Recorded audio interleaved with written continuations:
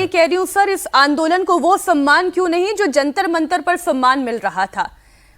ये बिल्कुल बात आपने सही कही कि मुद्दे वही इंपॉर्टेंट हो जाते हैं। आप किस नजरिए से उस मुद्दे को देख रहे हैं और कहां बैठकर उस मुद्दे को देख रहे हैं।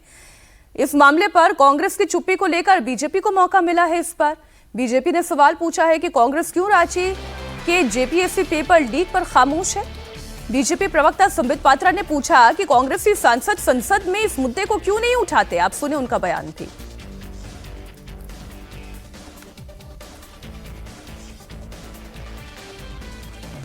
झारखंड में प्रत्येक दिन सोशल मीडिया के माध्यम से हजारों लाखों छात्र किस प्रकार से आंदोलन में हैं, वो आंदोलन कर रहे हैं, यह हम देख रहे हैं।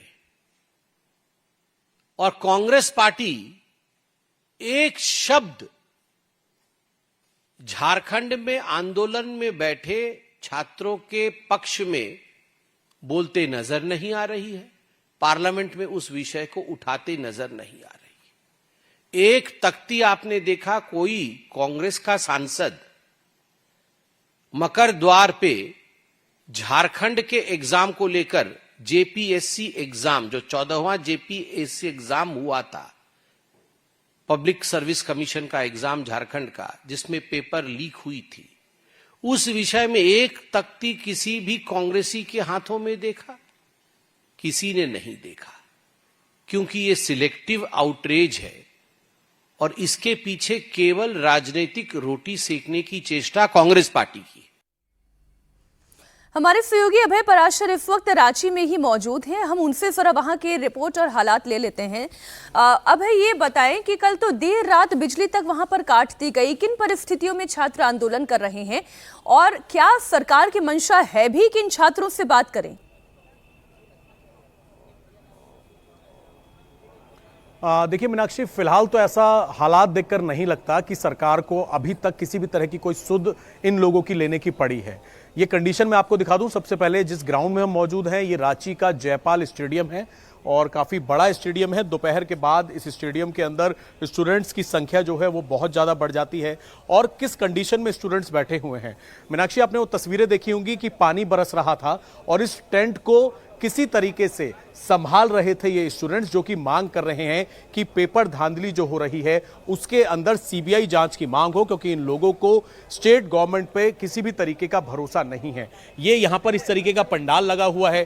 कुछ स्टूडेंट्स जो यहाँ पर मौजूद हैं उनसे भी एक बार बात करके समझ लेंगे जो उनकी मांगे हैं। यहाँ पर जो कंपनी है, जिस कंपनी को लेकर तमाम तरीके के आरोप लगे हैं, उनके बैनर पोस्टर यहाँ पर टंगाए हुए हैं।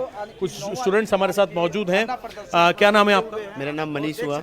आप भी एस्पिरेंट्स हैं जेपीएससी? जी, जेपीएससी, जेएसएससी सब में एग्जाम, सारा एग्जाम में अपियर हुए।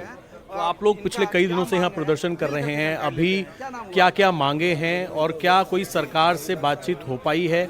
कोई रुख दिख रहा है कि आपकी बातें सुनेंगी सरकार? नहीं, फिलहाल तो हमारी मांग ये है कि टीडीपीएल कंपनी जो उसके द्वारा जितना भी एग्जाम लिया गया है उसका सारा सीबीआई द्वारा जांच हो, क्योंकि स्टेट एजेंसी पे हमें भरोसा नहीं है और सरकार के द्वारा अभी तक तो कोई भी प्रतिनिधि हमारे से मिलने के लिए नहीं आई है। और साथ ही साथ हम लोग ये भी मांग करते हैं कि अगर सीबीआई द्वारा जांच की रिपोर्ट सौंपी जाए तो उसमें सरकार अभियोजन की भी स्वीकृति दे, ताकि मामला, जांच का मामला और आगे बढ़े और जो दोषी है उसके ऊपर कार्रवाई हो। रात में क्या बिजली वगैरह काट दी गई थी?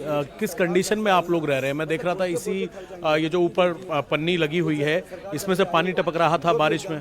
हाँ, बिजली बहुत जोर से कड़क रही थी और हमें ये डर लग रहा था कि कहीं हमारे ऊपर ना गिर जाए।